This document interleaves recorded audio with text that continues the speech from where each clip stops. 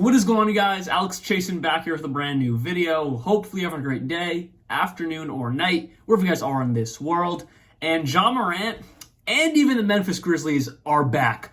3-0 since Ja Morant has returned from his 25-game suspension to start the season. And they are firing on all cylinders. And am I surprised by this? Not really, but can it sustain? That is the real question we will discuss in today's video, along with just the 3-game span we've seen so far of Ja Morant and the Memphis Grizzlies.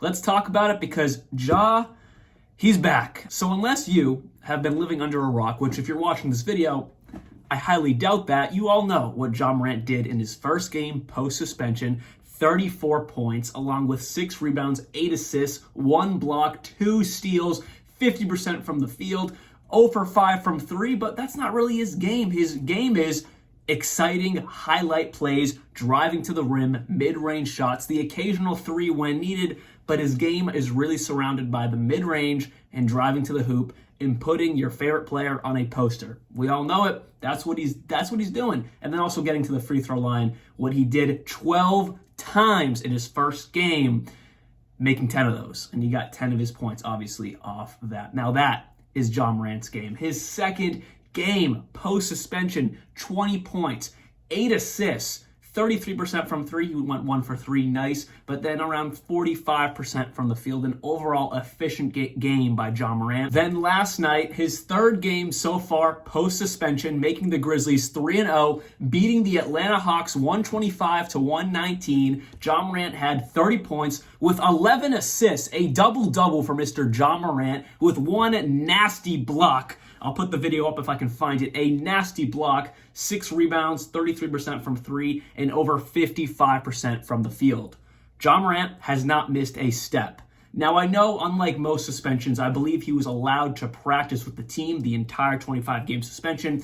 He just couldn't attend the games, of course, because he was suspended, but he could practice with the team the entire time, use the facility, and it's been showing because the team doesn't look like they need to get acclimated to Ja Morant. Ja Morant doesn't look like he needs to get acclimated to the team, but guys like Desmond Bane and Triple J have already been there, so it's not like they needed to work out anything. They know how Ja Morant plays, and Ja Morant knows how they play. But again, the new guys are currently injured, so maybe when they come back, it'll be a little bit more of trying to figure each other out, but so far, everything is firing, and they beat the Pelicans, Pacers, and like I said, the Hawks. All very solid teams, all about middle-of-the-road teams, but all have the potential to be great teams in this league. So I think those wins are very, very good wins. But enough talking about just, Ja Morant. His impact obviously flourishes throughout this entire team. So yes, I'm going to be talking about Ja Morant, but let's talk about the team as a whole.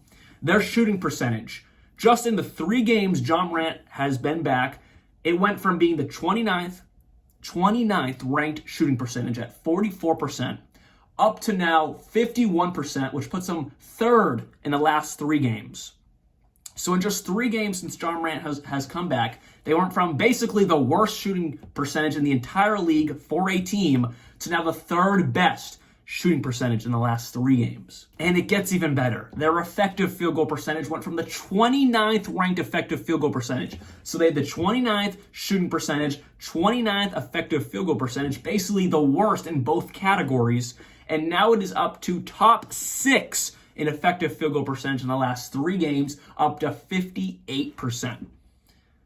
Ja Morant affects the game at another level. Obviously his 28, 30 points per night, that helps. Obviously, being the best player on the court helps, but he attracts so much attention because he is the best player on the court. Desmond Bane had 37 points last night. And yes, he was doing that without Ja Morant, but the buckets came a lot easier because all the attention was on Ja Morant. Ja Morant also had 11 assists. Drive and kick, baby. That's one of the most simple concepts in the NBA. It may seem easy, and it's not always easy to make those buckets, but when you have someone like Ja Morant on the court who attracts all the defensive energy, all the schemes are geared towards Ja Morant, and someone who's becoming a star in Desmond Bane, he's not attracting all the attention anymore. He also doesn't have to run the offense anymore, which I'm sure he loves, because it's not that he was bad at it, but he's no Ja Morant. He's not a true point guard, but now he can kind of roam. Ja Morant does his thing, kick it out to Desmond Bane, splash, you get 37 points. Obviously, that's not easy, but it helps that Ja Morant's on the court.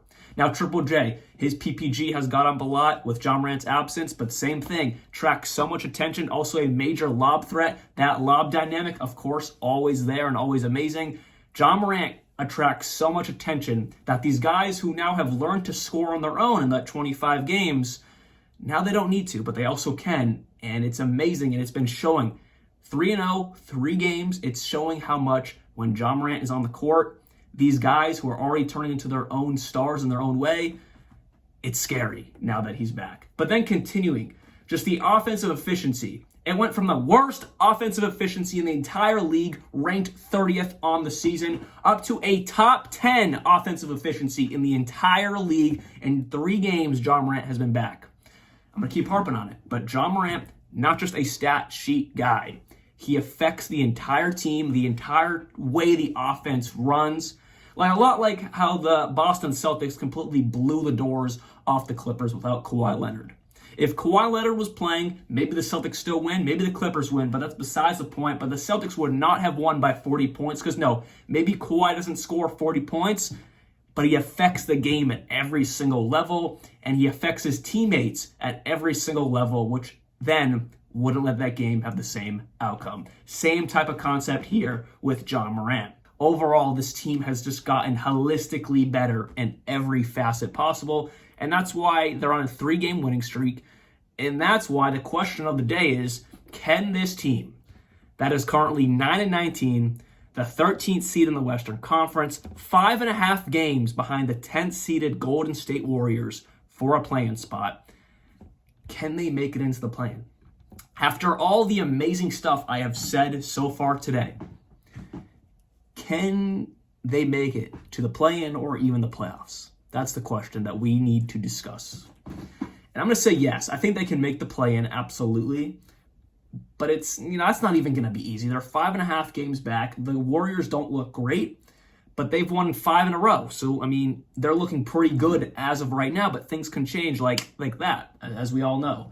The Lakers are there, the Rockets are there, the Pelicans are there. The team that they have the biggest fighting chance against to snag their spot, it's going to be the Warriors at that 10th seed. I don't see the Lakers dropping out of the play-in.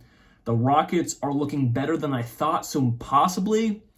But again, the Phoenix Suns are hungry. They're the 11th seed. This is going to be a very, very interesting road for the Memphis Grizzlies. And of course, they dug themselves, or Ja Morant dug them a really big hole because they didn't have their star, along with a lot of new additions, and we expected something like this to happen.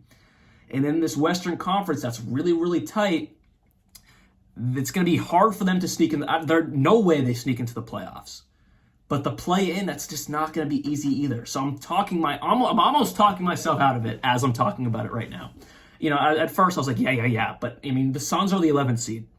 And there's no way Kevin Durant, Devin Booker, and Bradley Beal, I can't fathom a way they don't make the play-in. Could it happen? I guess so. They're not in it right now, but I just can't fathom that. The Lakers, they're going to be in it. The Pelicans, if they just get injured, which like they always do, then yeah, maybe they'll drop. But as of right now, they're healthy and they're playing good basketball, 6-4 in their last 10. If I am the Phoenix Suns and the Memphis Grizzlies, more the Memphis Grizzlies, because that's what we're talking about today, you're looking to knock out the Warriors and the Rockets. Those are the most vulnerable. Because the Lakers, do I need to say anything? They're going to be there.